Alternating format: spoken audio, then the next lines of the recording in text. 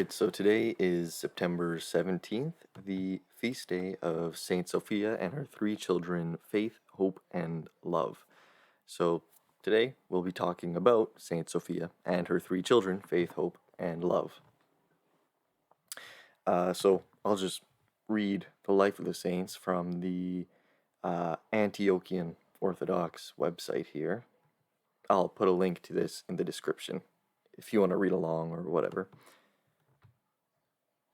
The holy martyr Saint Sophia and her daughters Faith, Hope, and Love were born in Italy. Sophia was a pious Christian widow who named her daughters for the three Christian virtues.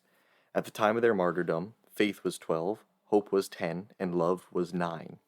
Saint Sophia raised them in the love of the Lord Jesus Christ, and they did not hide their faith, openly confessing it before everyone. An official named Antiochus denounced them to Emperor Hadrian, who ordered that they be brought to Rome. The holy virgins prayed fervently to the Lord, asking that he give them strength not to fear torture and death. When they appeared before the emperor, all those present were amazed at their composure. They looked as though they had been brought to some happy festival rather than to torture. Summoning each of the sisters in turn, Hadrian urged them to offer sacrifice to the goddess Artemis, but the girls remained unyielding. The emperor then ordered them to be tortured. They were burned over an iron grating, thrown into a red-hot oven, and finally into a cauldron of boiling tar, but the Lord preserved them. The youngest child, Love, was tied to a wheel and beat with rods until her body was covered with bloody welts. After undergoing unspeakable torments, the holy virgins glorified their heavenly bridegroom and remained steadfast in the faith. Saint Sophia was subjected to another type of grievous torture. She was forced to watch the suffering of her daughters. She displayed adamant courage and urged her daughters to endure their torments for the sake of the heavenly bridegroom. All three maidens were beheaded and joyfully bent their necks beneath the sword. In order to intensify Saint Sophia's suffering, the emperor permitted her to take the bodies of her daughters for burial. She placed their remains in coffins and loaded them on a wagon. She drove beyond the city and reverently buried them on a high hill. Sitting by their graves for 3 days, she gave up her soul to the Lord. Even though she did not suffer for Christ in the flesh, she was not deprived of a martyr's crown. Instead, she suffered in her heart. Believers buried her body there beside her daughters, and their relics have rested at Elzasa in the church of Esho since the year 777. Alright, so there's a lot to unpack here. Lots of interesting stuff that can be said, but first and foremost, I just want to mention that it's interesting that the goddess of choice that the emperor chose to try to coerce the women into worshipping was Artemis. And now this is interesting, and we'll unpack why this is interesting throughout the video. But just to kind of get these ideas in your head, just sort of prime the discussion that's, or to prime the ideas that are about to be thrown out there. Artemis is associated with childbearing, virginity, young women, and all those sort of ideas. So immediately when we see this, and when we have these ideas in our mind, when we're thinking about the lives of these saints from a biblical, typological perspective, immediately our mind should be going back to Genesis 3, where one of the curses placed on women was that childbearing was to be laborious and difficult. And to sort of understand where I'm going with all of this, or where I'm going to go with all of this, we have to kind of prime these ideas in our mind of childbearing and fruitfulness and so on and so forth, all these ideas being connected to each other. So let's just start with, I guess, for starters, throughout the book of Isaiah and Jeremiah, and as well as a lot of the other prophetic books, we hear a consistent theme of Israel as a vineyard, as well as Israel as God's bride. In Isaiah 5, we read about the vineyard of Israel, which was planted in beauty, but has produced fruits of iniquity. Verses 21 to 22 read, "Woe to those who are wise in their own eyes, and shrewd in their own sight. Woe to those who are heroes at drinking wine, and valiant men in mixing strong drink." This is language and symbolism which goes back to the fall of man. And ultimately, what we are seeing being indicated here is the contrast between man who is prideful, reliant on himself, and what we are going to see once we get to the other side of things here is the man who is wise in the eyes of God, a man who is humble and relies on God instead of his own strength. And this is ultimately the difference between the cursed barren woman and the fruitful woman, who is like an olive tree, as we hear about in Psalm 128. In Genesis 3, we read about the tree of knowledge of good and evil. This is the tree of kingship, which opened the eyes of man. Seraphim Hamilton has a good video going through the symbolic significance of understanding this tree as the tree of kingship. But to put it shortly, the Sabbath is the day of kingship, the day of drinking wine, which is a kingly drink. This is why Noah becomes symbolic king over creation when he enjoys his sabbatical drink of wine.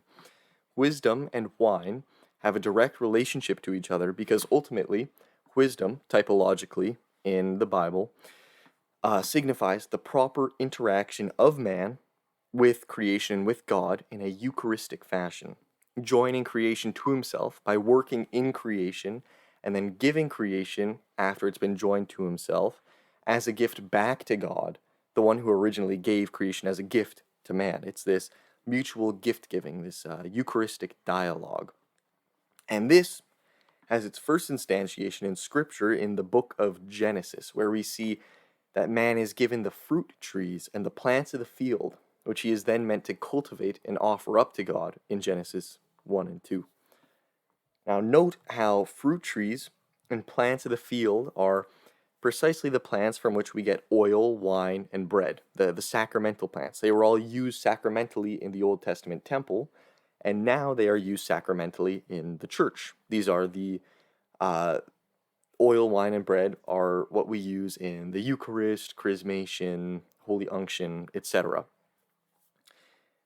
The Eucharistic working in creation, which is the task given to man in Genesis 1 and 2, is what constitutes man as a righteous king over creation, because kingship is characterized by the establishing of dominion over creation, but not just as an end to itself, but rather kingship is the establishing of dominion over creation in order that man may offer that creation up to God, who is the true king over all things, the King of Kings from which we derive our relative kingship.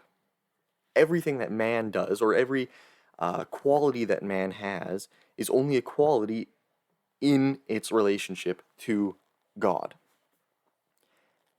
This is what it means to be wise, this existing in relation to God.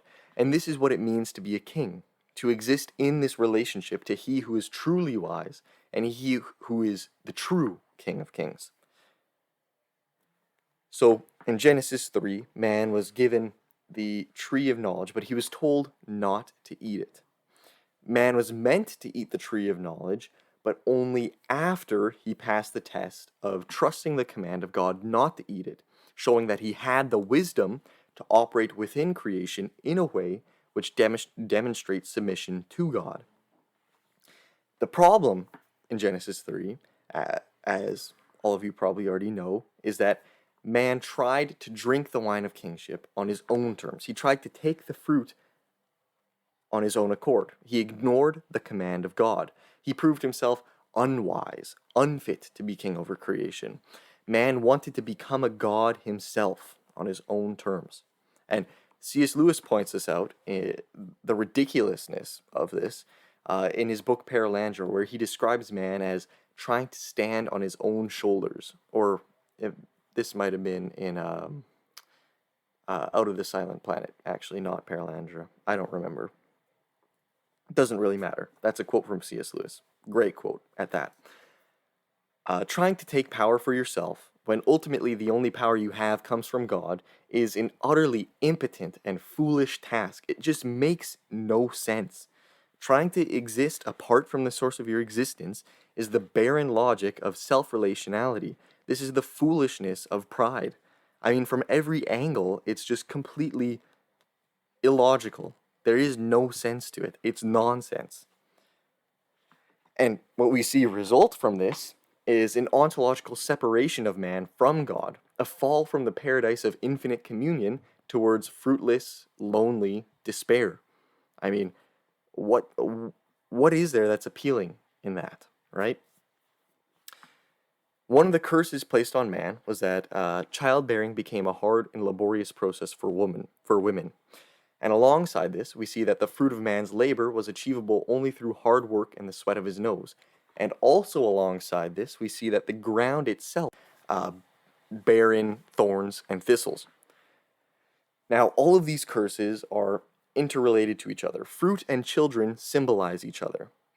This fruit, children, the work of man, they all symbolize each other. The command to man to be fruitful and multiply has its roots in the creation of plants as trees which bear fruit and fill the earth. So, when we talk about the fruitfulness of man, there is a direct analogy in the fruitfulness of plants. So, when we talk about the fruitfulness of man, we have to understand that this is not just talking about the creation of children, but it's also man's general work and general interaction in the world through his activities, his labors, and his bearing of fruit, right? Having and raising actual children is just one of the highest instantiations of this more general task of being fruitful and filling creation, right? Throughout Deuteronomy, we see these connections between the general Eucharistic building up of creation in terms of like building houses, building cities, so on and so forth, children and fruits or crop. We see all these things connected in, especially in the last few parts of Deuteronomy, where God is laying out the curses and blessings that happen when Israel is disobedient and obedient. We see in Deuteronomy that if Israel acts in accordance with the commandments of God, if they are wise and they submit themselves to the source of their own very being, they will experience a blessing and an increase of children as well as an increase in crop. This is because, again, both children and the more general fruit of man's labor are directly connected to each other, insofar as they are the playing out of man's Eucharistic task in creation as co-creator with God, recognizing God as the ultimate creator. If Israel continues down the fallen path of isolation from God and self-relationality, however, their crops will die. Their land will grow barren. As we hear about in Deuteronomy 28:53, mothers will even eat the flesh of their very own children. This self-reliance and this false sort of self-ownership, and I say false self-ownership because you can't really own yourself. It's just an illusion leading towards an impotent nothingness, an impotent hell. But this self-reliance leading to the destruction of your own fruit and the consumption of your own children is precisely what Proverbs is referring to in the character of the fool. The fool hates counsel. The fool is wise in his own eyes. And the fool says in his heart that there is no God. The fool relies on his own strength, but prepares for himself a path towards death and destruction. In contrast to this in the book of Proverbs, we see the character of the wise. We see the character wisdom. Wisdom in Greek is the same name of the very saint this video is about, Sophia. Wisdom in Proverbs loves instruction. Wisdom seeks counsel. The beginning of wisdom is the fear of the Lord, the recognition that the Lord is true. Proverbs 3 verses 18 to 35 read, "She is a tree of life to those who lay hold of her. Those who hold her fast are called blessed. The Lord by wisdom founded the earth. By understanding he established the heavens. By his knowledge the deeps broke open and the clouds dropped down the dew. My son, do not lose sight of these. Keep sound wisdom and discretion, and they will be life for your soul and adornment for your neck. Then you will walk on your way securely, and your foot will not stumble. If you lie down, you will not be afraid.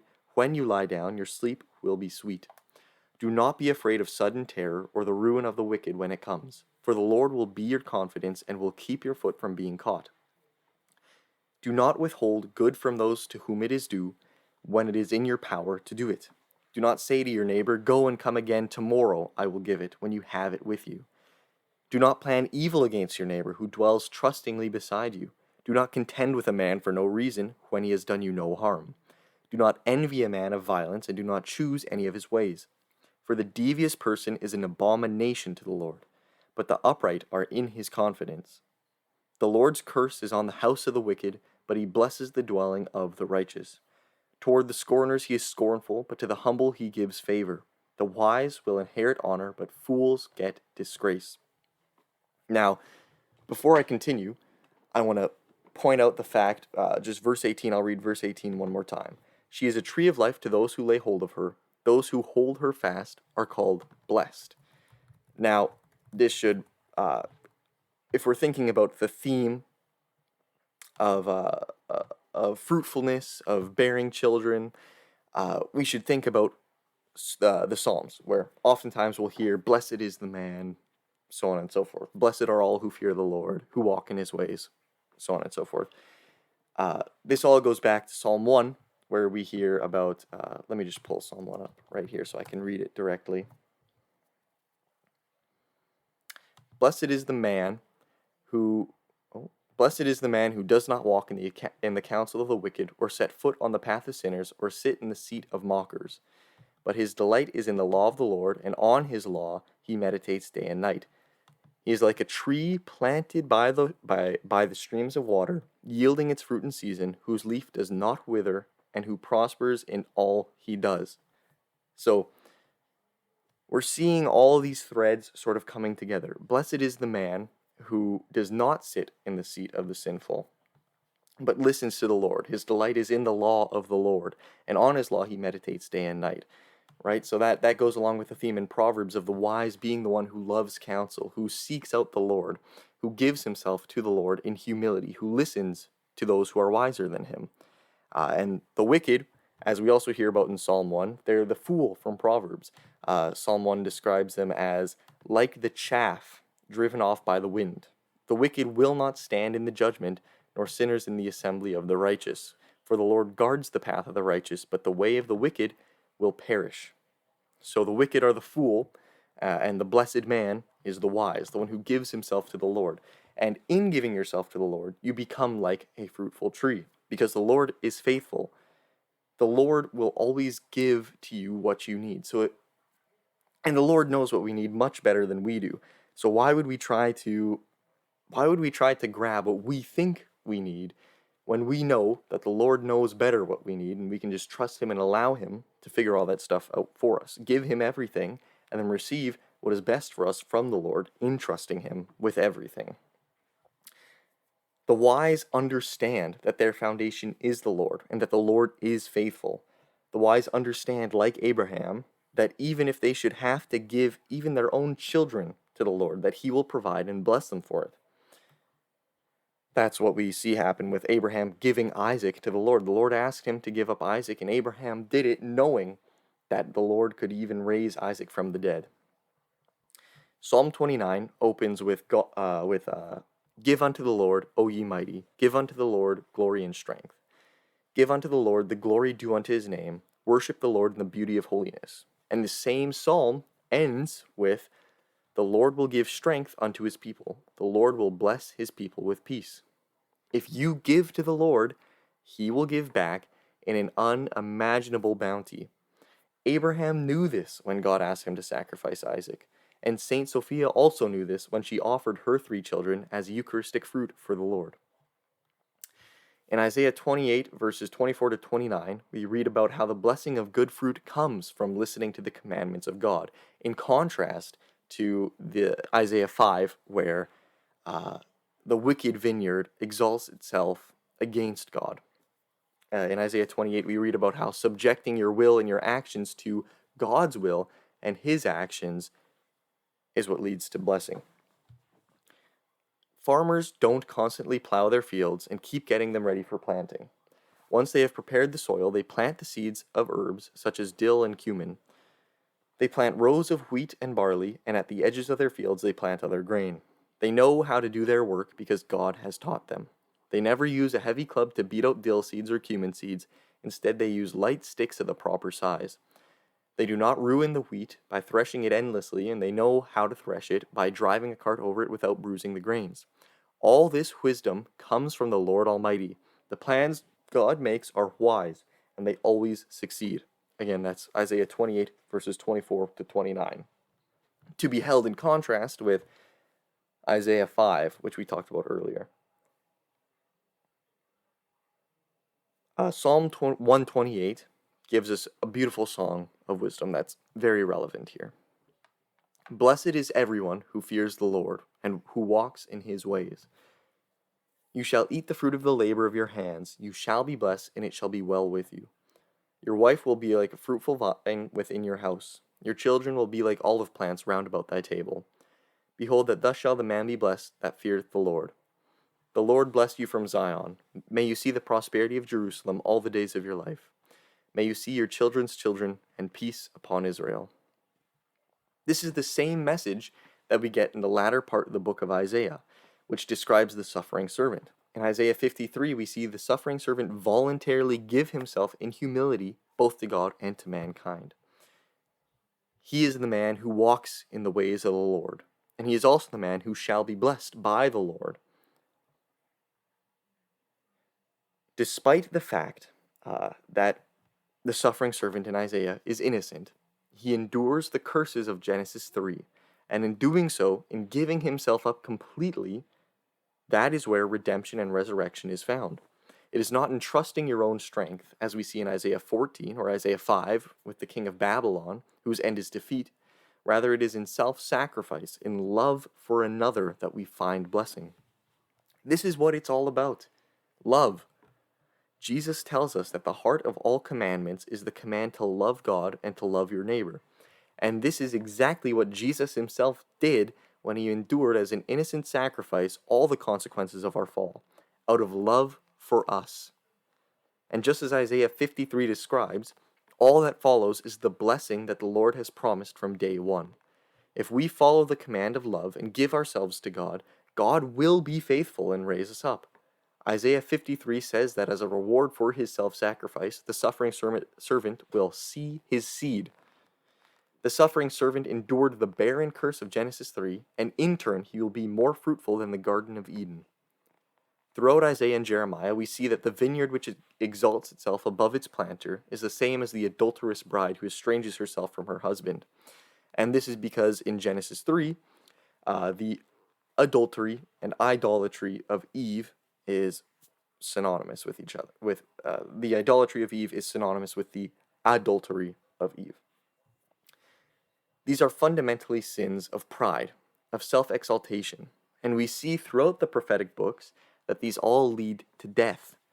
On the other hand, we also see the suffering servant of Isaiah 53 and the barren woman of Isaiah 54 who will sing aloud, "For more are the children of the desolate than the children of the married wife, so saith the Lord." That's Isaiah 54 verse 1, I think. We also hear in Isaiah 56 about the eunuch who is blessed because he gives himself to the Lord. Isaiah 56 verses 1 to 5.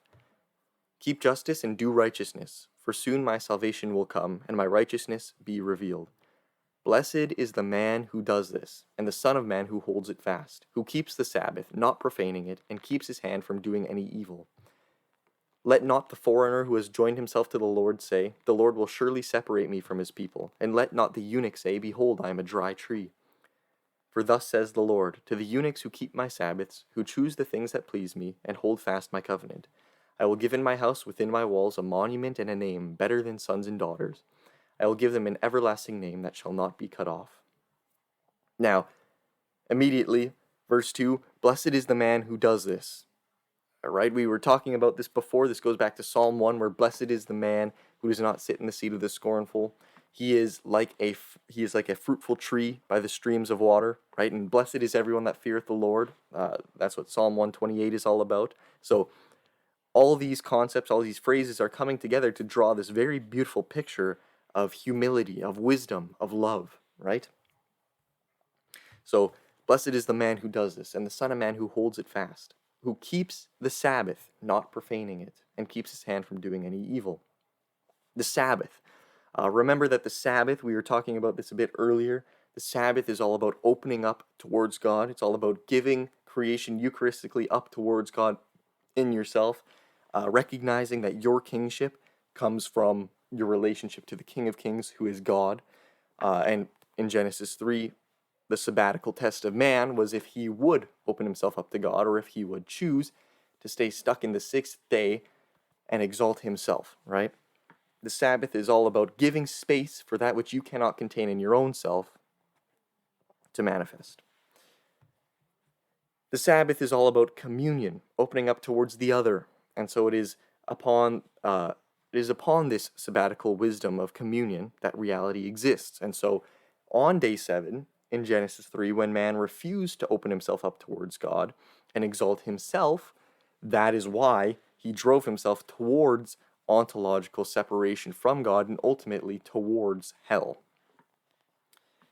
On this note, it is really interesting to note that Saint Sophia's relics and her children were brought into the Church of Esho in the year 777. 777. The number of the Sabbath is day 7, right? The woman who exemplifies this sabbatical virtue of wisdom, which is the virtue of giving yourself in your fruit, in your children, to the Lord, she has had her relics in sabbatical rest in the house of the Lord since year 777, in the ultimate Sabbath year. This is not a coincidence. This is what wisdom is. Wisdom is communion. Wisdom is love. And this is what we learn from the story of Saint Sophia and her 3 children. Wisdom is offering your children to the Lord. Wisdom is trusting the Lord and giving yourself as an open room for the Lord to dwell within. Wisdom is giving your fruit to the Lord so that he may infuse them with his virtue and make them taste even better, so that you may be blessed. Wisdom gives her faith, hope, and love to God, and she sees her fruit multiplied by the same God whom she adorns with her virtue. Saint Sophia gave her children to the Lord, she made herself barren, and in turn she has become the spiritual mother of thousands around the world. She is like the barren woman of Isaiah 54, who sings aloud because she has been given a gift greater than earthly children. This is an image of the Theotokos, who, in making herself a virgin, a pure sacrifice to God, she made herself like the barren woman. She received the greatest honor a woman could have, becoming the mother of the Son of God himself. And this is ultimately the task of every Christian, to give ourselves to God as an empty room for him to fill, in order that we may produce the fruitful children of virtue, faith, hope, and love. These are the virtues which Paul talks about in 1 Corinthians 13, verse 13. These are the virtues which characterize a Christian as a Christian. This is wisdom. This is Sophia. This is what it means to join ourselves to Christ, who is the uncreated wisdom, the uncreated Sophia, who in eternity gives himself to his Father in perfect wisdom. I'll end this video off with the Troparion and Kontakion to Saint Sophia and her 3 children. You blossomed in the courts of the Lord as a fruitful olive tree, holy martyr Sophia. In your contest you offered to Christ the sweet fruit of your womb, your daughter's faith, hope, and love. Together with them, intercede for us all. The holy branches of noble Sophia, faith, hope, and love, confounded Greek sophistry through grace. They struggled and won the victory, and have been granted an incorruptible crown by Christ the Master of all.